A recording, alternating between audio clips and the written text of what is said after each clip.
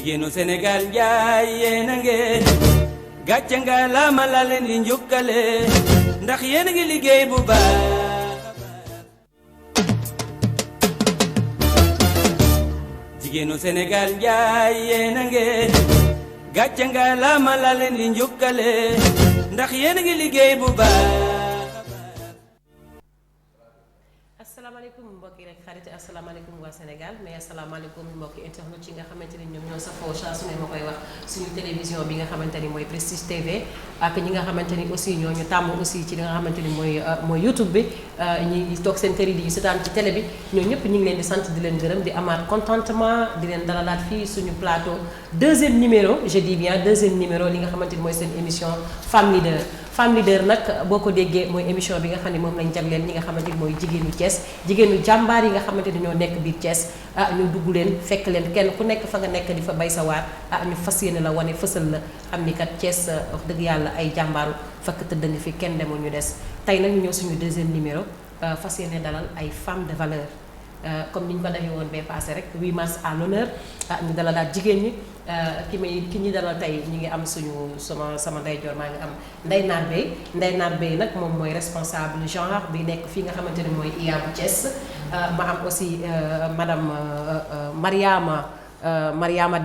Mariama Dem aussi nekk fi nga xamante ni mooy technicienne la nekk CFP bu Thiès ñu gën ko xam fii ci 10e aussi amaat aussi kenn aussi ci wàllu santé kon muy Dieynaba Laye Ngom moom tamit nekk major kinésithérapie fee ci hôpital régional mooy Amadou Sakhir Ndiéguène kon suñu plateau tey ala ndaw me nañu fas yéene tey ñëw rek waxtaan ci jaar-jaaru leader ma jël jox sama kàddu Ndeye Nar mu présenté wu. waaw asalaamaaleykum soxna Diarry. waaleykum salaam. ma lay nuyu bu baax. di nuyu sama naataango yi nga xamante ni ñoom laa bokkal plateau bi. madame Dieynaba maa ngi lay nuyu bu baax di la tatagal di la remercier ci liggéey bi nga xamante ni yaa ngi koy liggéey ci biir Thiès je peux le dire parce que moom am na fu ñu jaar maak moom bu ma doon toppatool sama waajur bu jigéen bu baax a baax ma lay nuyu Mariama yow tamit di nuyu téléspectatrices ak téléspectateurs yépp di profiter ci sama prise de parole di wax bonne fête des femmes parce que ñu ngi ci weeru jigéen ñi c'est une fourchette peut-être journée 8 moom nañu jël seppi ko ci célébrer ko ci mais fii ba avril mën nañ ci célébrer la femme waaw ma ci njukkal jigéen ñi bu baax a baax vraiment seen jàmbaarte ak seen taxawaay vraiment ci réew mi gis nañ ko bu baax a baax. macha allah waaw kooku mooy Ndeye Nar Bey ñu ñëw si sama xarit Mariama ñu ngi am contentement di la dalal suñu plateau deuxième numéro Femme Leader. waaw auzu billahi mina shaytani rajim bismillahi rahmani rahim inna waliyullahi lazi nazala kitaaba wa huwa yatawalla saalihiina maa ngi lay nuyu yow Diarry di la fay nuyoo di la ko delloo di nuyu sama naataango Ndeye Nar ak soxna Dieynaba di leen sargal ci weeru jigéen yi ñu nekk di sargalaale jigéenu àddina bi yëpp rawatina jigéenu Sénégal ak jigéenu Thiès ci biir jigéenu Thiès yooyu ma tànn ci kenn muy sama yaay Fatmata Ndiaye muy nekk si tala mi ma sargalaale ko bu baax a baax ndax moom mooy sama modèle sama idole ok jërë ngeen jëf sama xarit Dieynaba la grande kinésithérapie. merci beaucoup asalaamaaleykum d'abord maa ngi nuyu waa Thiès waa Sénégal ak ñi nga xamante ne ñëpp ñu ngi nii seetaan di nuyu madame Ndeye Nar Bey di ko sargal bu baax a baax di nuyu également soxna Mariama soxna Diarry yooyu di la nuyu bu baax yaa say technicien ñi kontaan lool ku ne xam na ni 8 mars pour jigéen ñi la à l'époque sax da daan am 8 mars ba pare amaat quinzaine de la femme donc kon weeru mars bi moom tant que jeexul rek ñun ñooy borom ñun ñooy borom jërëjëf voilà ñu ngi am mbégte lool di sargal jigéen ñépp nag di ci jiital suñuy waajur di ci teg suñuy sœur di ci teg képp kuy jigéen.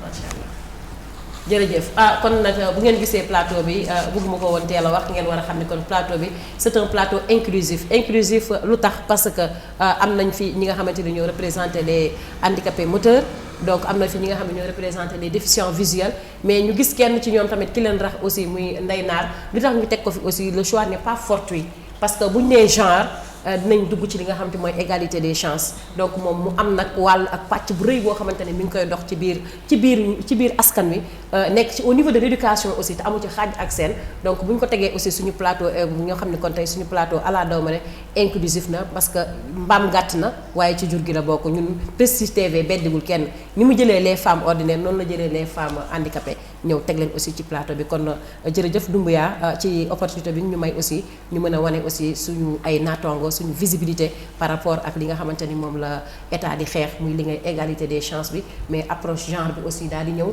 mais aussi parité bi aussi yépp yaa ngi ciy dox sa waar yal na la yàlla fay. alors Ndeye Nar ñu ñëw nag ci li nga xamante ni mooy kan mooy Ndeye Nar Beye. waaw kan mooy Ndeye Nar Beye dina neex a wax dina xaw a naqadi tuuti parce que wax sa bopp du yomb. xëy na ñi ngay jànkonteel au quotidien ñoo la gën a mën a wax mais Ndeye Nar Beye mën naa ni enseignante la de profession juddoo Ndar màgge Thiès.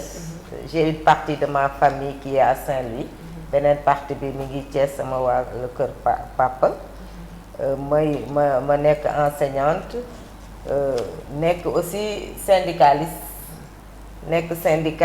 parce que man maay SGA 1 UDEN Union démocratique des enseignantes et enseignants du Sénégal alors musóor boobu daf may branché ci yeneeni cadre mën naa ni au niveau de la société civile aussi man maa ngi ciy yëngatu bu baax parce que man maay présidente de la plateforme des acteurs non étatiques de l'antenne de Thiès am na aussi yeneen musóor yu nga xam ne c'est sur le plan sous-régional et international parce que le réseau des enseignantes syndicalistes de l'Afrique de l'Ouest man maay coordonnatrice bi ak bon am na yeneen kuréel aussi yu nekk ci comme ay le réseau des femmes enseignantes pour l'équité et l'égalité du genre yooyu tamit tabb nañ fa du coup daf lay defal ay ndombo tànk yu nga xamante ni moo lay accompagner au quotidien ñu koy sante yàlla nag ñu koy sante yàlla suñu boroom ndax yan bi mënoon naa diis parce que buñ ne sur le plan national sur le plan sous-régional et tout mais yàlla mu ngi ciy dugal loxoom parce que booy seet xeex bi li jigéen li taxawaayu jigéen dafa converger ci benn point muy lu ñoŋal jigéen jëmale ko kanam et c'est extrêmement important dans la mesure où mënuñu jël plus de la moitié de la population du monde bëgg leen teg en marche ba pare aspirer à un quelconque développement donc il faut ñu bokk ci il faut que ñaari pan yi taxaw ba nga xamante ni ku day nekk dëgërloowaay société bi dañuy wax ni famille mooy la plus petite cellule sociétale mais dafa am góor am jigéen kër te kër moom nañu transféré au niveau communautaire ba nekk dëkk nekk pays bay àdduna sos kon ñooñu seen taxawaay dafa war a ñoŋ seen taxawaay dafa war a dëgër donc ci ñun ci loolu la ñuy xëy ci loolu la ñu nekk actuellement nii maa ngi inspection d'académie comme ni nga ko defee ci présentation bi les questions liées au genre man maa ko yore foofu genre nag dama bëgg ñu am ci déggin waaw parce que souvent boo nee genre dafay am fu ñu koy toxtal dëgg la te nekkul foofu dëgg la xam naa ne ci biir waxtaan bi dinañ ci gën a xuus inchallah parce que bu fekkoon ni défendre yenn rek la ñun suñu imaan mayuñu sax ñuy dugg ci yenn détails yi macha allah moom la ñuy jéem di ko ñaan te muy nekk des convictions intimes aussi. Parce que à un certain âge quand même nit ki war nga mën a déterminer wu ci sa religion ci sa jëfin ci sa taxawaay et tout donc ñu ngi ciy xeex di ci noot suñu bakkan pour yàlla yéegal ñu ci fi ñu ko nammee. alors loolu laa bëggoon ni dama koy bon en quelque sorte laaj nga ma kan mooy Ndeye Nar je crois que sur le plan professionnel mën nañ ko tënk foofu. am engagement aussi ci li may def. gëm ko waaw.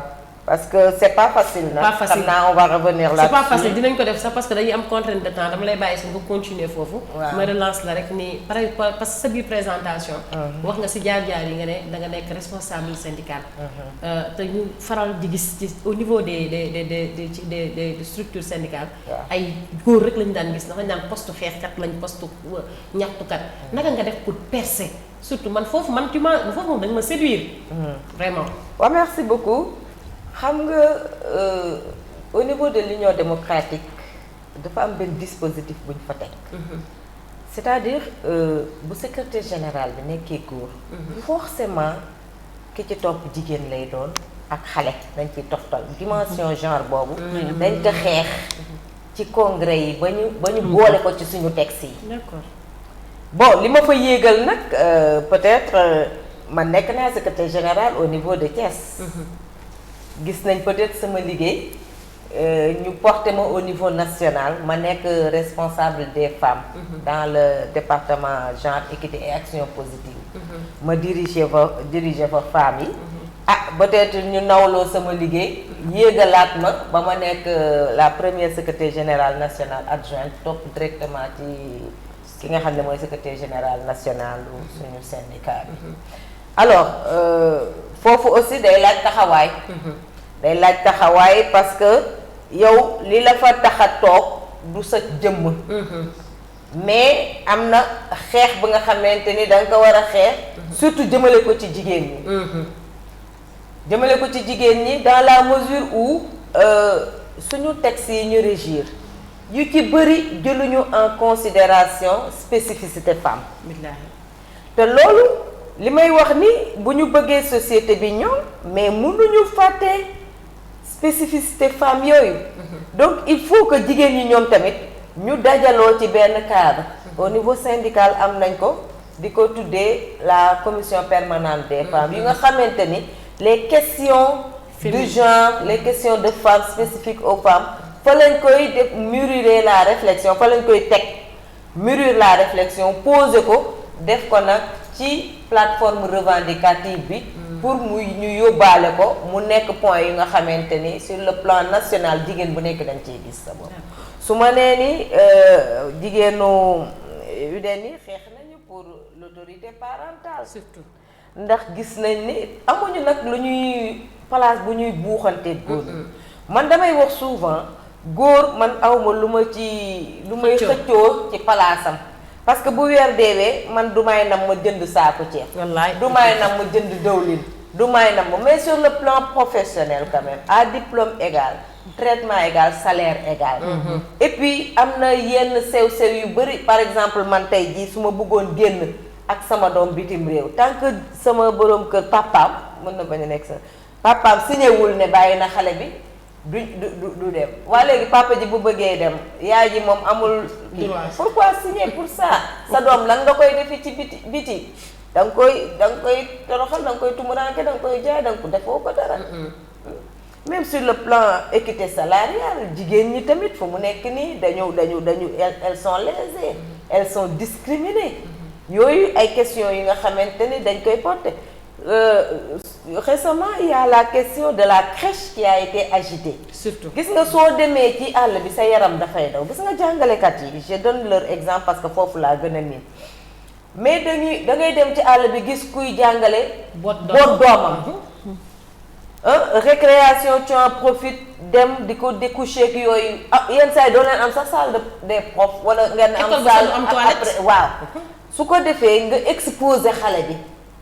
xam nga xale bi yaa ngi koy exposé parce que yaa ngi koy jël ak feebar yi am léegi yooyu dugal ko ci biir population bu nga xamante ne amul benn sécurité amul benn aspect sécuritaire bu nga xamante bu ko defee yow boo ko deful il faut nga def ko parce que soo ko deful doo liggéey.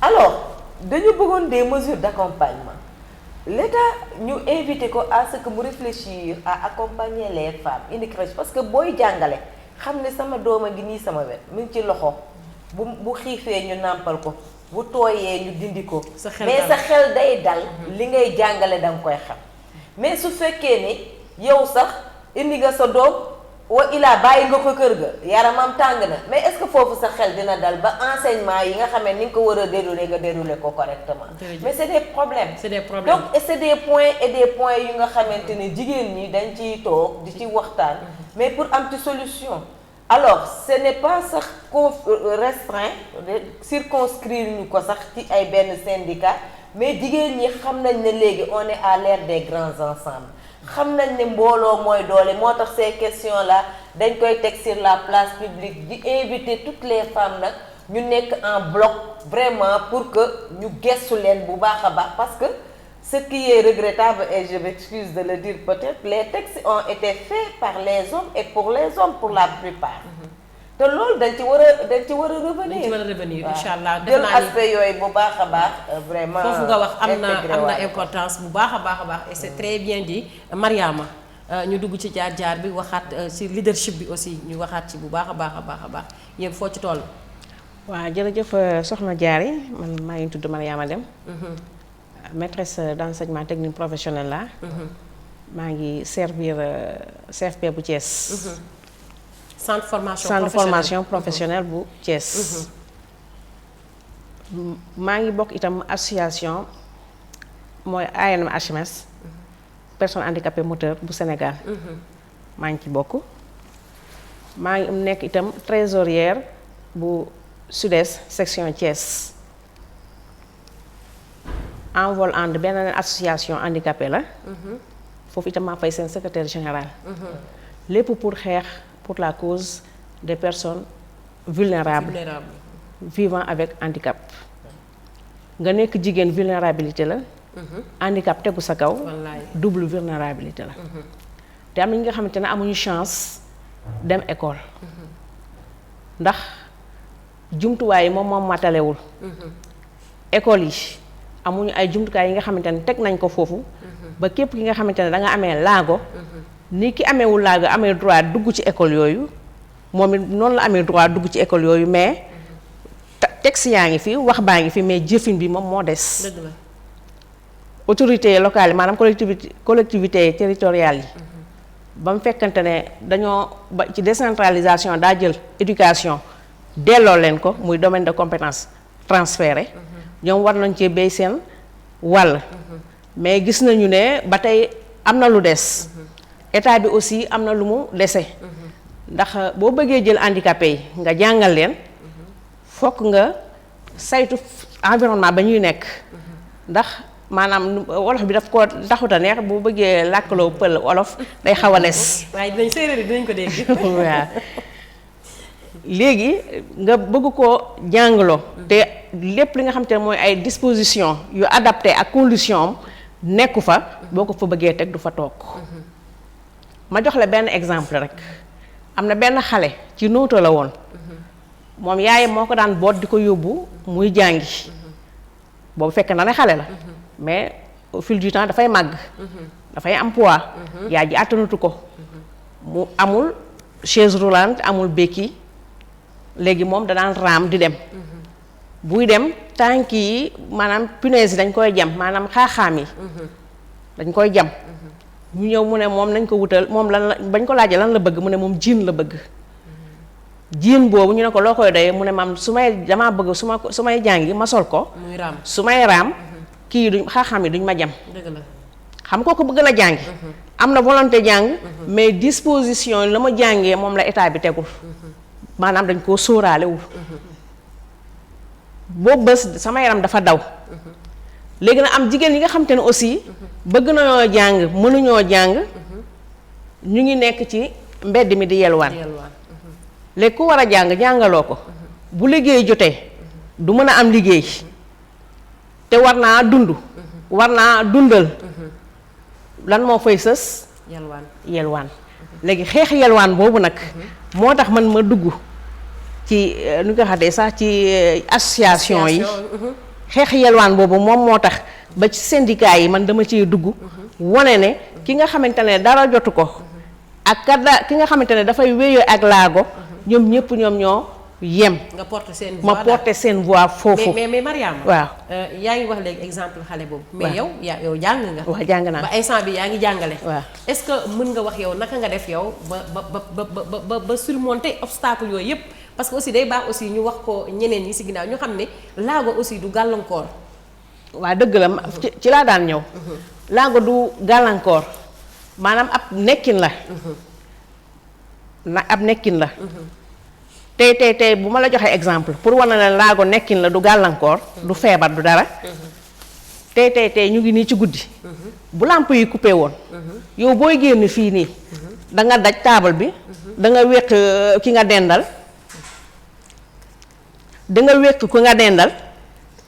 alors que soxna jeena ba suy jóg day dem tranquillement nam jaaroon noonu lay jaaraat kan moo fi laago bu ci situation ba ku fay laago ñun ñi borom bët kon laago nekkin la. situation la daal situation la. très bien. laago aussi état de conscience la. boo téyee sa boo téyee état d'esprit la laa bëggoon a wax. soo téyee sa bopp ne man mii damaa laago dañ maa war a defal lépp naa toog da nga am un certain moment ki la daan defal du fa nekk yow da ngaa war a jóg nga defal sa bopp defalaat keneen. autonomie maanaam autonomie nga am sa autonomie. nga am sa autonomie bañ a wékku ci kenn. ndax koo wékku su yàggee nga sa poids lay nekk ci moom. te nit ki nag lépp lu di si moom da koy wàcc. dëgg la wàcc mu wadd. dëgg la loolu moom moo tax nag pour xeex maanaam porter voix jigéen ñi ak jigéen handicapé yi particulièrement mais handicapé yi de manière générale moom moo tax man ma dugg ci kuréel yooyu noonu. ba percé ci nii. waaw ba percé ci te man ba may jàng itam. maanaam dama am yaay ji nga xam te ne caractère am dafa dëgër ndax boo yoree xale handicapé nga di ko nengal nga di ko couver de trop moom ci boppam xelam demul da yaakaar ne loolu moom mooy àddina. mooy surprotection des parents surprotection des parents. gàllankoor waaw mais bu la wane ne yow yaa diw ak diw yéen a yem. benn ngeen la muy lekk moom ngay lekk. teel la gëmloo sa bopp. teel la gëmloo sa bopp. xam ne yow mi dangaa war a demal sa bopp. loolu lañ lay jàngal à bas âge loolu moo lay forger ba yow foo situation boo dugg rek mën caa génn. kon mën nañ jàpp ni parents yi aussi am nañu benn mainmise ci li nga xamante wala benn niveau de responsabilité par rapport ak seen doom yi nga xam ne ñoom ñoo am ay laago. waaw parents yi am nañ ci part de responsabilité état bi am na ci part de responsabilité suñu société bi aussi am nañ ci part de responsabilité. des fois da ngay gis ki nga xamante ne dafa laago bu nekkee ci koñ bi ñu ne bu ñu ko yëgal lay laago la. stigmatisation waaw stigmatisation dikk na beddi dikk na boddi konti dikk na.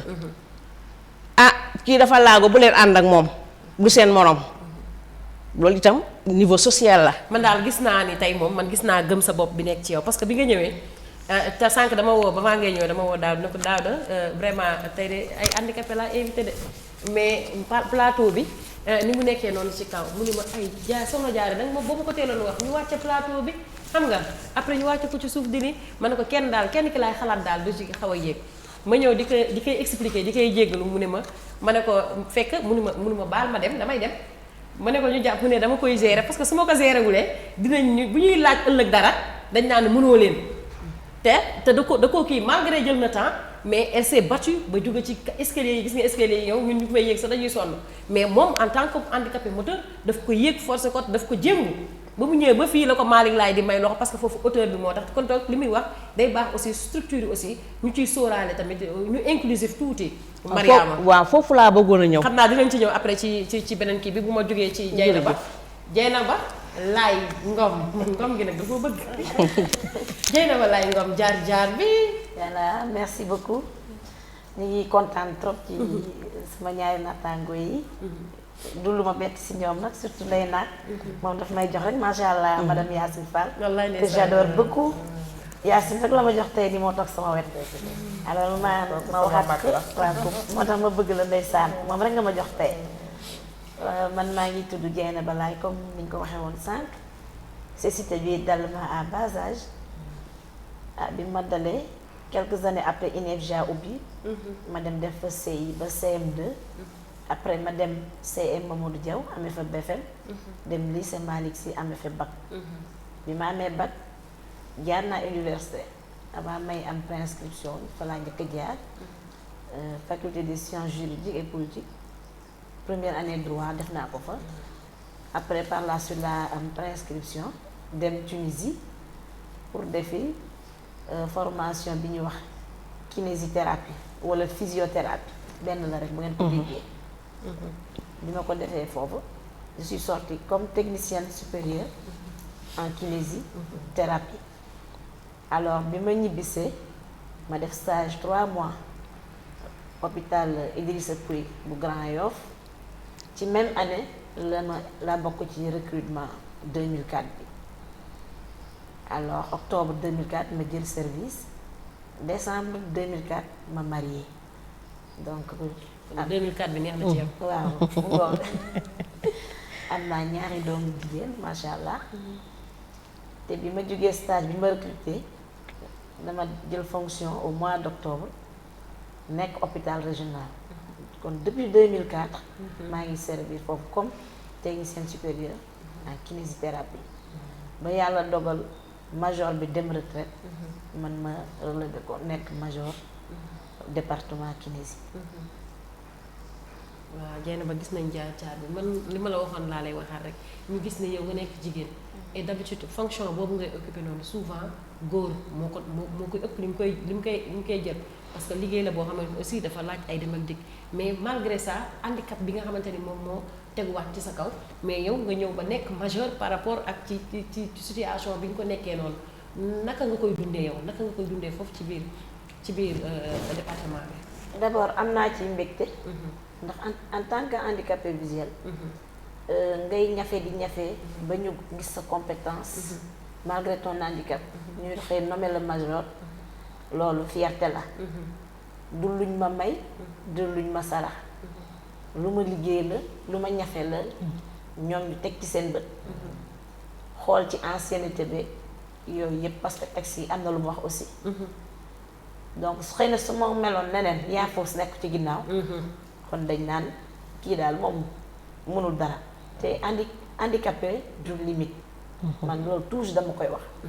donc moo tax ñun ñu war a gën a fas jom fu ñu nekk nañuy wone suñuy capacité suñuy compétence nañ ko wone mooy tax ñu respecté ñu mooy tax ñu jox ñu cër man foofu neew ma soxlawu ma ndimbal de ndax kenn du wax loolu. mais le maximum possible de mon travail man dama koy defal sama bopp. man maay major. samay rapport ngeen damay jël sama chef d'unité ñu discuter ci rapport yi mu def bu paree ñu saisir ma jël déposer rapport yi du tardé su ma xëyee 8h bu ma tardé ay 8h05 da ngeen xam ne embouteillage entre police ak raay bi la.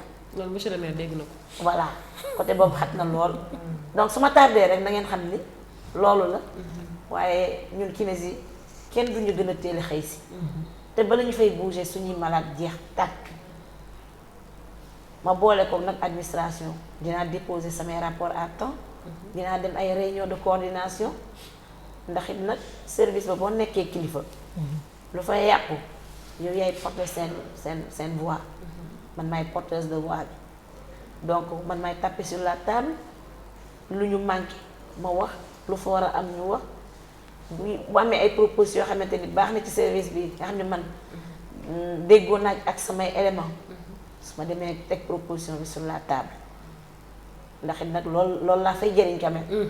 du xëy wàcc rek jël malade bu doon loolu la kon doon kenn du def major. donc y a côté technique côté liggéey bi. y a côté administration voilà te yooyu yëpp maa ngi ciy bay sama waar. te amoo ci ay problème moom du ñàkk mais Dieynaba transition bi nga xamante ni moo nekk entre nga yow nga jóge am sa bac dem def droit jékki-jékki rek tëll dem si kinési bi wala da nga kinési bi nga yaakaar ni moom mooy li nga xamante ni mooy liggéey bu gën a adéquat ak déficience visuelle ou bien. bon du loolu sax. xam nga bi may def première année droit fii. xëy na boobu dama déposer préinscription pour la France. boobu dama yaakaaroon ni préinscription boobu dinaa ci teel a jot am bourse. peut-être dem mën a continuer sama droit. mais malheureusement bi préinscription bi ñëwee aw ma woon bourse. ma def fi 1 an. deuxième année ba ma demaat droit. préinscription bi ñëw. bourse yi yéex a génn. léegi avant fin d'année bi di jot. bon am ñu ma waxtaanal ñun ma moom munoo essayer def demande de préinscription fële Tunisie. su marché nga dem comme que état bi bourse bi dafa yéex. ah ma ni waa je vais essayer bi ma essayer ma am chance ñu ma am avis favorable. après ba amee avis favorable aussi ah man tamit ma am courage. doon naa hésiter ndax ma demam bu ma dem. bon sama encadreur yi ko ci mel ni monsieur Ousmane Ba yàlla ko yàlla yërëm te ñu ci ñi ma njëkk a encouragé di ma demal jàngi. l'essentiel da nga réussir dans la vie loolu moo ci am solo. ci laa bàyyee droit bi daal di dem kinésie. te aussi rëccuwuma ko. wax dëgg yàlla def naa fa sama formation génn comme technicien supérieur ñëw di servir à l'hôpital. ñu jox ma sama gëdd foofu tamit aussi. macha allah jox ko sa gëddaam Mariama. Mariama yaa ngi doon wax sànq xam naa ni nga doon waxee yan difficulté ngay rencontrer wala yéen femmes handicapées moteurs yi moom ngeen di rencontrer par ci seen milieu professionnel surtout. ñun li ñuy gën a faral di rencontrer mooy accessibilité locaux yi ak matériel yi nga xamante ne moom la ñu war a utiliser itam adapté wul ak. yenn saa yi ak suñu situation de handicap. yenn saa dinañ bëgg a ñëw teel a xëy nga woo sa taxi mu ne la damaa nekk feneen wala damaa nàngam munoo dugg ci kaar yi ndax kaar yi prévoiruñ ci personnes handicapées yi. bunt yi xat na. marche yi gudd na. kon foofu itam problème mu ngi fa. problème de transport. danañ koy faral di am. mais à part loolu man personnellement sama école amuma fa problème li ma mën a def li ma jàng xam ko mën ko dama koy def te fekkante ne sama wërgu-yaram may na ma ko. li nga xamante ne itam sama wërgu-yaram mayuma ko itam danaa waxtaan ak ki nga xamante ne moom mooy kilifa gi jox ko samay këyit moom it mu xool naka lay def waaye jafe-jafe bu metti rencontré wu ma ko man. est-ce que jàpp nga ni jigéenu handicapé moteur yi am na ay métiers type yoo xamante ni moom lañ war a def surtout les handicapés moteurs wala mën nañ def lépp. mën nañ def lépp. mën nañu def lépp. bu jox la exemple Top Chef 2015 France. ki nga xamante ne benn loxo la. moom moo ko gagné. te pourtant waaw mu ngi woon ak ñi nga xamante ne ay ñaari loxo lañ yor. maanaam togg nga wax de. togg. am na itam benn pilote avion. bu jigéen bi nga xamante ne ñaari loxo yëpp ay dagg tànk yi lay dawalee avion li ma la waxoon sànq dama ciy dikkaat ne ci xel la. ci xel la yàlla bu la wàññilee loxo xëy na mu ngi ko def feneen. soo ko boo saisir maanaam boo développé fa mu ko def rek yow yàlla daf lay jàppale ba nga xamante ne li la manqué sax yow dootoo ko yëg. yàlla fu ku mu xañ fii rek am na feneen fu mu ko def macha allah jigéen handicapé yi itam ñu nekk ñu jàmbaare am na itam moo jox la beneen exemple soxna Ourey Diouf bi nekk centre handicapé handicap bu luur la yor mais salon la fa ubbi moom mooy létt mooy def traitement bëgg naa itam ngeen dem ngeen seeti ko kooku itam exemple la ma joxaat la beneen exemple soxna Ndey Fall muy dëkk Medina Fall handicap bu luur la yor ci chaise la toog mais conseillère municipale la zone nord bu la defalee affaire art dangay naan lii keneen moo ko liggéey du moom macha allah yàlla may na ko ci. ndax mën nañu jàpp ne handicapé moteur. waaw mën na def tous les types de métiers. l'essentiel est que milieu bi na adapté ak son handicap ñu prévoir ko. bu mënee déplacer bu bëggee déplacer wu mu déplacer wu su bëggee kii nu nga xam ne saa toog ñu am fu ñu ko toog bu fekkante ne bëgg na itam dem ca wanag ba surtout foofu danaa fa dikkaat. toilette yi am na ñu bari ñàkk toilette ci biir école ñoo tax ñu bàyyi seen jàng ci handicapé yi surtout handicapé yu jigéen ndax chaque mois say menstrues mënoon na ko di ko amee nga naan école toilette yi mënoo caa dugg. dëgg la léegi loolu ndey naar dégg na ko. non dama ciy ñëw sax. te dina ci ñëw une bonne transition ndey naar. voilà loolu je crois que aspect bu nga xamante ni dafa soxal éducation nationale en général mais l'académie de Thiès en particulier. Récemment invité naa leen fi benn atelier bu nga xamante ni je crois si c'est pas vous c'est peut-être d'autres bu nga xamante ni benn partenaire la ñu nekkal Kajoor Jànkel, excusez-moi si ça dérange parce que c'est pas pour faire la pub. Non, c'est pas grave. ñoom dañuy ñëw jege ci académie bi pour xool jafe-jafe yi nga xamante ni xale yi ñu ngi koy dund te mu mën a perturber seen jàng. Vous savez, je vais faire un glissement parce que sànq annoncé nga ci plan bi ci affaire égalité de chance. Égalité de chance, mais c'est une vision bu nga xamante ni dañu bëgg nit ki doomu aadama ci boppam mu am les mêmes chances, les mêmes opportunités te du wekku ci ethnie, du wekku ci góor la wala jigéen, du wekku ci am na wala amul, du wekku ci parents bi yor na wala yoruñu, mais ñu yemale askan bi yépp.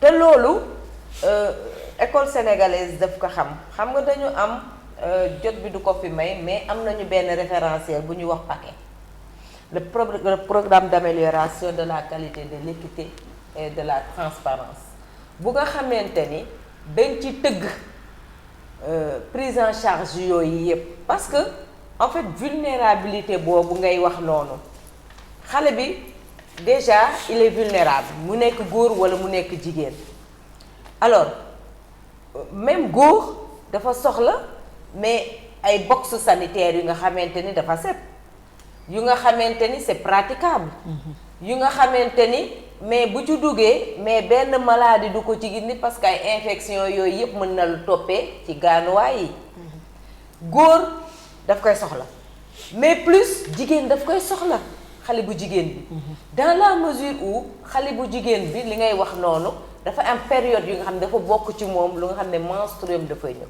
te bu ñëwee war na nekk dans un endroit sécuritaire looloo tax ñu créer ak le partenaire les toilettes GHM, gestion mensuelle l'hygiène mensuelle. L'hygiène mensuelle des kii la gestion de l'hygiène des menstrues parce que période boobu dafa nekk période bu nga xamante ni seetlu nañ ne parce que c'est des besoins qui sont exprimés te besoins yi balaa nga ko mën a xam y a une étude au préalable qu'il faudrait mener pour nga xam mais ku nekk lan mooy sa besoin lan mooy sa jafe-jafe lu nga xamante ni moo lay yàqal mais jigéen bi xale bu jigéen bi gis nañ ni pendant ces périodes souvent dafay dem tëddi këram mais bu tëddee këram pendant ce temps les cours continuent kon moom mooy perdre alors ñu gis ni souvent dafay am ay maux de ventre yu koy accompagner yu xam du mën a tenir alors programme bi dafa ëmb non seulement dañ leen defal toilettes yu nga xamante ne bu ñu demee elles seront à l'aise dedans am nañu ay serviettes am nañu ay serviettes hygiéniques am nañu sax dotation en médicaments ak fenn fu nga xam ne moom fa la ñuy évacuer après les déchets tout ça dañ ko def pour jàppale xale bu jigéen bi pour mu toog parce que lan lañu bëgg wax naa ko sànq nee naa bu nekkee góor nekk na ni jigéen nekk na ni mais góor gi di jàng di dem jigéen bi moom menstru mu ngi koy teree yeggale ay couram comme il faut ce qui veut dire que les nombres d'heures dans l'année yi mu ci raté dafay ëpp te ñun li ñu bëgg mooy jigéen toog fa ñuy nas ak fa ñuy noccee mais au fur et à mesure classe yi ngay perdre ay heure mais kañ ngay est-ce que di nga yegg convenablement fa ngay nas même boo fa yeggee sax des fois doo am xerañte gi nga xamante ni moom lañ ci war pour nga toogee sees boobu mat sa place. kon nag il faut que ñu jàppale xale bi pour mu toog le plus possible à l'école. pour mën a jàng pour que lii nga xamante ni moom nañu bëgg ëllëg mu doon ko parce que même yenn ndombo tànk yi mais balaa ñu la kaa jox dina fekk sa jàng am na fu mu yegg. duñ ko joxe n'importe comment ak n'importe qui. foofu laay defee un clin d'œil à la parité xam naa ni dina mën a mës a am benn émission bu nga xam ne dañ ciy dugg. incha allah ci parité parce que génn nañu ci ay échéances. génn nañ ci ay élections. te war nañu analyser loolu. surtout war nañ ko analyser. dinañ ci ñëw donc pour revenir sur la question. donc loolu xale bu jigéen dafay am ay benn période de vulnérabilité. mais rawatina nag su fekkee yàlla nag nattoon na la nga ànd ak laago kooku beneen dimension encore la de vulnérabilité te les programmes les projets ak njàng mi njàngale mi dans sa globalité mais dafa war a jël en charge ces aspects là pour que ku nekk am sa chance ci biir école bi pour que ku nekk war a mën a réussir ci école bi justement ci école bi loolu vraiment je dis que Académie Thiès ñu ngi ciy liggéey bu baax parce que dans la zone de dans l'IEF de Thiès ville IEF Tivaouane defoon nañ fa déjà 12 écoles yu ñu ciblé de l'élémentaire parce que am na ñu nga xamante ni yàlla day def ñu précoce gis baax seen précoce te ñooñu te gis nañu léegi waajur yi nañ ma baax mais jege bi ñu war a jege xale bi pour di waxtaan ak moom di ko xamal boppam ba mu mën a jël en charge son corps ba mu xam yaramam moom mën ko jël en charge dafa des parce que waajur yi la plupart ñu ngi xëy di kurti lu ñu indi ci kër géeg yooyu kon nag école moom tamit ci rôle am du nekk rek en huis clos ci salle de classe bi ngay dispenser ses cours mais di nga topp xale bi mais par des activités péri et para aussi pour que loolu yëpp da nga koy jàppale parce que ñun li ñu sas mooy tabax doomu aadama ca nekkin ak façon ba mu gënee waaw ba mu gënee suñuy valeur inclus fan yi rek ñu ngi dem ci ay activités de renforcement des capacités des enseignants si nan nañuy téye xale bu nga xamante ni dafa nekk ci période nan nga war a ci classe bi nag parce que li nga wax ci anecdote dañu jaar ci benn exemple sama frère Mbengue souvent daf koy xale bi affaire bi daf ko daf ci biir classe bi prof bi na ko jóg dem tableau mu bañ mu wax ba mujj gi dafa woo le chef d'établissement mu ñëw sëgg ci nopp xale bi wax ko mu ne ko bàyyi ko mu toog mais les élèves avaient compris bien sûr mais ba mu génnee dañ ko koj ci yoon bi di ko huer comme si c'est une honte comme si c'est pas naturel alors que warul demee noonu yow loolu c'est naturel parce que boo ko amul sax ci ngay jaaxle ci sa bopp ci nga war a jaaxle donc beneen dimension ak beneen lecture nañu war a am pour que ñu mën ko jël en charge correctement donc je dis que l'État sénégalais des fois yaa ngi am na partie peut-être bu nga xamante ne yaa ngi koy xaw na fa sooxe mais ñi ngi def effort aussi pour l'accessibilité les rampes léegi nouvelle construction yi ñuy def ci école yëpp mais c'est accompagné de rampes même plus l'emploi du temps même bu ñu xamee ne da nga ànd ak laago mais bu fekkee école bi étage la mais il s'arrange à ce que ñu defal la classe bu nga xam ne yow doo yéeg donc yooyu yëpp c'est des dispositifs yu nga xamante ne peut-être mënul matewul comme je l'ai dit c'est toujours ça reste à l'état vision mais il y a des pas qui sont franchis te foofu la ñu soxla communauté ñu ñëw jàpp ci ak seen input les PTF la communauté parce que kan moo fi nekk suñuy doom li ñu am le plus cher kon ku nekk war l'école est finie d'être l'école de l'administration c'est l'école maintenant de la communauté léegi ma rebondiraat itam ci tabax yi nga wax ne da ngeen koy tabax ay box sanitaire lu ma rafetlu la mais itam ngeen jëlaale ci en charge personne handicapée box sanitaire am ak bi nga xamante ne du nuroo yenn saa dañuy jël ñu def nañ box sanitaire rek fekk da ngay dugg ci biir gis ne amul ay baar fu nit ki mën a jàppandu nga gis lavabo yi nga xam ne dafa kawe nga gis chaise anglaise yi nga xam ne dafa kawe tamit bon si on l'avait préparé doon nañu photo sax benn modèle de kii pour dire que dimension boobu jël nañu ko waaw yenn saa aussi dañ leen naan dañuy defar rampe mais da ngay gis rampe bi nga xamante ne dafay redd da ngay taxaw boo tegee chaise rek dafay daanu waaw bon loolu loolu itam des établissements waaw. il y a des techniciens yu nga xamante ni dañ fi toog pour normes yi ñu respecté ko ñu ngi ci bon ils sont tout le temps sur le terrain parce que tamit nit boo koy defal doo ko defal lu nga xamante ni amalu ko njëriñ c'est du gâchis la de donc ils ont intérêt à faire et à bien faire les choses pour que mu mën a utile ñi ngi koy defal mën ci am lu nga xamante ni loolu lañ ci doon seetlu c'est vrai que wax na ko Mariama donc inquiétude yi c'est normal mais aussi au moins am nañ ay régulateurs yi nga xamante ni ñu ngi fi nekk lu mel ni genre structure yi comme ñoom Ndeye Naar tamit di xeex loolu kon defe naa ne combat bi weetoo leen ci Dieynaba difficulté yi en tant que déficient visuel ak aussi ci yenn métier limite bi ngeen am tam ci métier yi ok d'accord merci beaucoup loolu lu jar a waxtaane la parce que tamit silmaxa am na lu mu mën du ma ni dafa am limite ci yenn métier yi yu bari ndax damay joxe exemple bu mel ni ku mel ni Famaka tey jii koo war a seeti la waaw bari na xale yi nekk Dakar leader la boo xamante ni tey jii dafa créer benn centre de formation boo xamante ni silmaxa la de moom mais ma ngay jàngal xale yi nu ñuy toggi ma ngay jàngal xale yi nu ñuy defee transformation des fruits en jus ba ñu ci bëri ci ñoom Dakar ñu ngi koy def di def seeni commerce parce que Fama dëkkul Dakar mais dëkkul Thiès du moins mais li muy def yëpp wër na Thiès même Thiès gi mayoon nañ fi ay femmes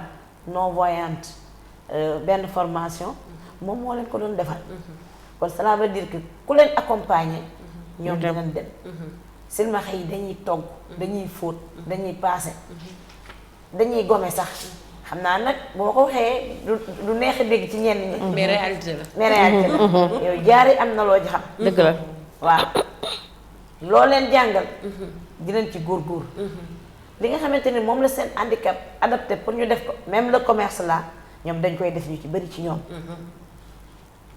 donc kon ñoom souvent bu ñu naan mendicité bi nii ak naa am na ci ñoo xamante ni bu fekkee am na mesure d'accompagnement rek ñoom peut-être mën nañu bàyyi mendicité dem ànd ak ñoo xamante ni ñoo leen mën a jàppale mën leen a taxaw ñu mën a am accès ci yenn activités yi bu mën a jariñ seen bopp di dem ci séminaires yi formation yi di dem waa formation yi parce que toujours il y a des séminaires man mii di wax ak yow léeg-léeg ñu invité ma séminaire léeg-léeg du ma mën a dem ndax man ni mu demee la parce que déjà je suis kiné je suis responsable à l'hôpital de 8h à 14h toujours yaa nga fa donc loolu lu may empêcher souvent la may participer ci yenn séminaires yi wala soo demee ci séminaire rek xamal ni kon demandé nga permission raté nga ce jour ak yu mel noonu mais ñi nga xamante ni peut-être liggéeyuñu wala romb nañu stade jàng souvent ñoom ñu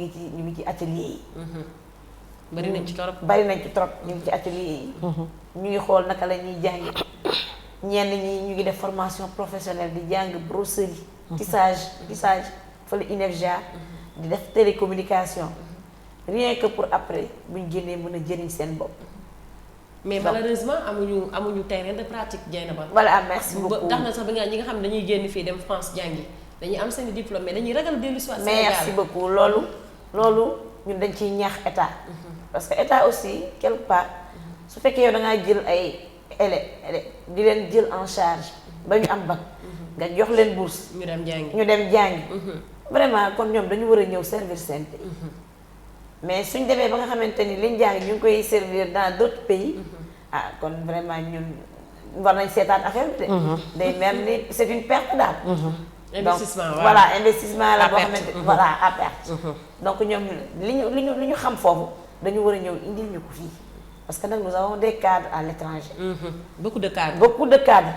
mais dañu ragal la ñu kenn du leen recruter. du chômage. te waaw te en France ña nga fay am chance di liggéey. recrutement yi mujj yi bon am na ñu recruter loolu dañ. les 5000 enseignants je pense que le ministère de l'éducation nationale aussi. Voilà. Parce que au niveau de l'INEMJA au moins jël nañu fa xaw ma 4 xaw ma 5. Voilà. yoo xamante ni ñu ngi fa. Voilà. Vraiment loolu moom c'est salutaire aussi. c'est sanitaire seulement dañuy ñaan c'est un début. voilà ñu mu yokk yokk ko. ko. te ensuite am na benn ci sunu cadre yi ki nekkoon France. recruter nañ ko ba affecté ko ministère de la justice. de la justice. muy voilà. Cheikh Sadibou Diouf Cheikh mi ngi Sadibou. foofu. loolu aussi c'est à saluer. tax tamit nit bu defee lu baax. da nga koy encourager. Dëgg la. ndax bu ëllëgee bu mën leen a sawar a kii bàyyi xel. ñun état dañuy ñaan rek mu gën ñu bàyyi xel. bu ñu jugee mendicité bi deñ fi. il faut ñu boole ko ay mesures d'accompagnement. Dëgg même enseignement professionnel dañuy am seeni diplôme ba pare duñ leen jël en charge. mooy télécommunication mooy brosserie mooy tissage. te pourtant brosserie ak tissage. man je pense que lu yomb réglé la. ak a yomb. ak a yomb réglé. mairie yi soxla nañu ay serpillère. soxla nañu ay balai. ak yeneen structure yu bëri mairie Thiès Ouest. waaw benn instant jëloon amoon na projet boobu. Voilà. maanaam serpillère bu waa brosserie de waa tissage defal au niveau de l'INEFJA. Voilà. moom ñoom ñu jënd ko. voilà. je pense que projet yooyu lu ñu war a tëggaat. Lu ñu war a tëggaat pour ñu mën a. voilà. mën a permettre aussi ñi nga xam ne dañoo def seen formation des années. Waaw. ñu am fu ñu terrain d'exercice. ak dundal centre de formation professionnelle bi nga xam ne créé woon nañ ko fële Thiaroye. te waa brosserie ak waa tissage nekk fa. donc ñoom dañ doon dem ba bu ñu defee seen produit duñ ko mën a écouler. xam nga loolu aussi c'est pas intéressant. wallaay. loolu nag moom. Jërëjëf. état ak bonne volonté yi ñoo ci dugal seen loxo. nañ ci war a dugal seen loxo. dinañ ci dugal seen loxo je pense que. voilà temps tey bi jaar yi nga baal ma tuuti. waaw. pour wan ne la silmaxa yi ñu ngi yëngu ci bépp fànn. man mii di wax ak yéen. man maay bureau national association des anciens pensionnaires UNEFJA. je suis la trésorière adjointe. yaay denc koppar gi. waaw maa topp ci kii denc koppar donc ñu amaat fi beneen association bi ñuy wax appui aux handicapés visuels. union régionale bi man maay seen secrétaire macha général. allah leader nga. ma dellu seeti milité ci benn parti politique bu ñuy wax Visa les citoyens. ñu jël ma def ma la coordonnatrice nationale du parti. macha allah coordonnatrice nationale des femmes. kon fii moom ay leader doo nga fi toog li ñu naan femme leader. ciy jéem a ñii fi toog góorgóorlu. moom wax dëgg Voilà. yàlla wuyu nañ seen tur et loolu la ñu soxla aussi. Voilà. lii la ñu soxla ndey naan c'est ce dont on a besoin pour que ñi nga xamante ne ñoo nekk ci ginnaaw ñu bañ a décourager xam ne yoon bi metti na xeexaam yaa ngi si mais aussi nañ xuus Mariama ah. nañ xuus nañ dem nañ force parce que yéen ñi fi toog nii vraiment yombul mais tamit foo yàgg rek. bac bi dina la fa fekk incha allah. Dëgg la. xam naa ni temps bi ñu impatiroon jeex na. dañuy def dernier mot.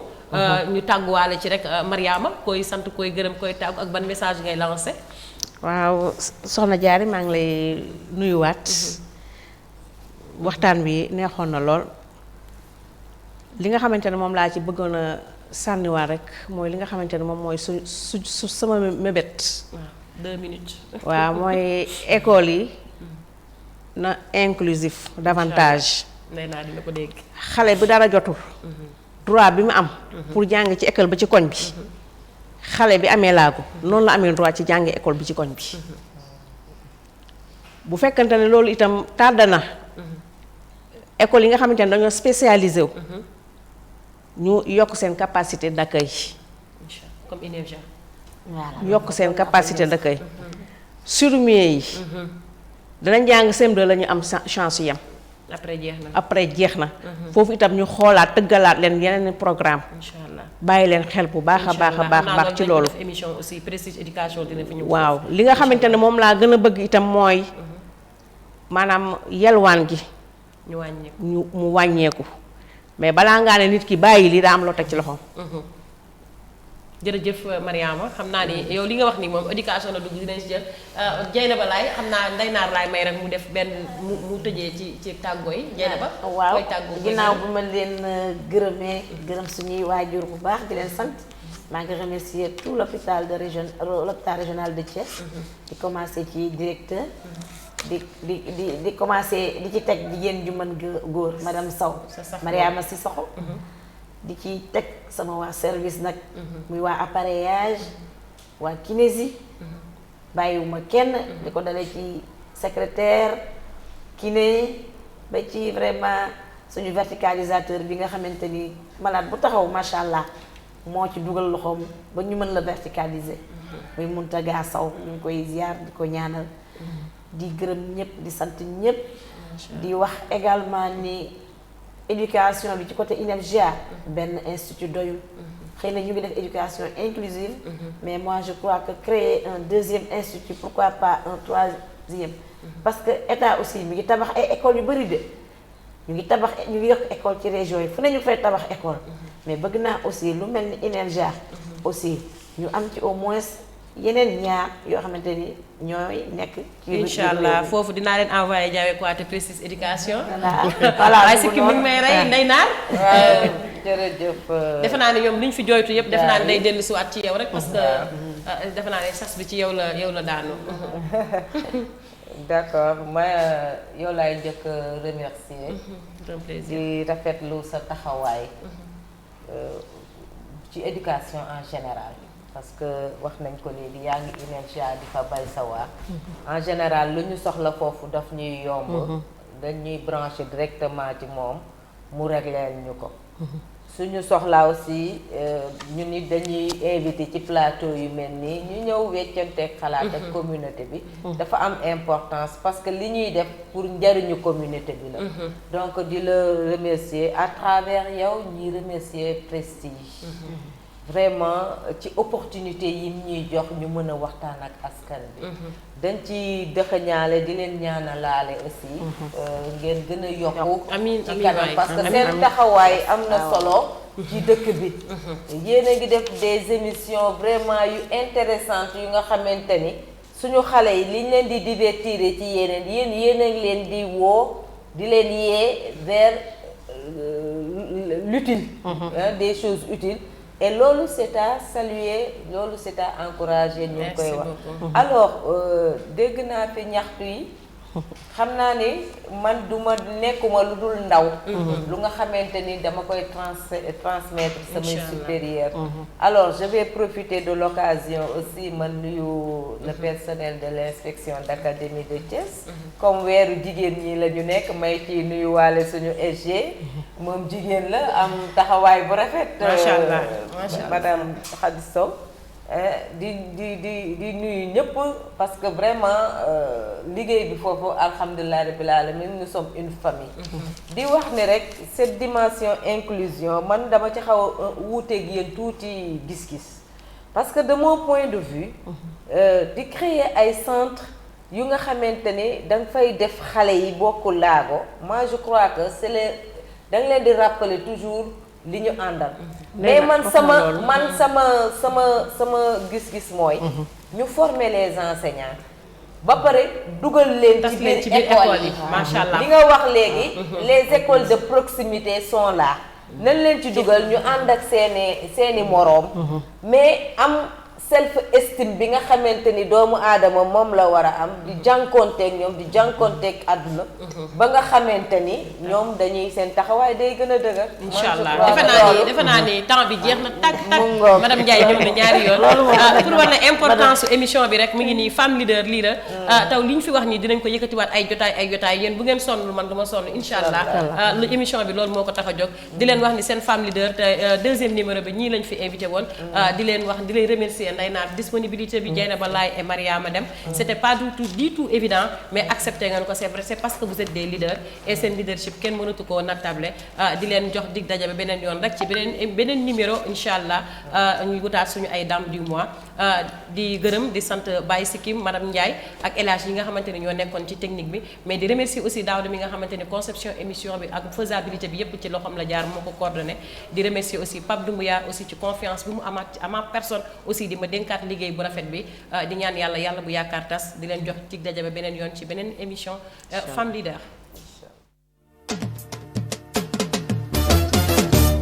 jigéenu Sénégal njaay yéen a ngeen gàcce nga la leen di njukkale ndax yéen a ngi liggéey bu baax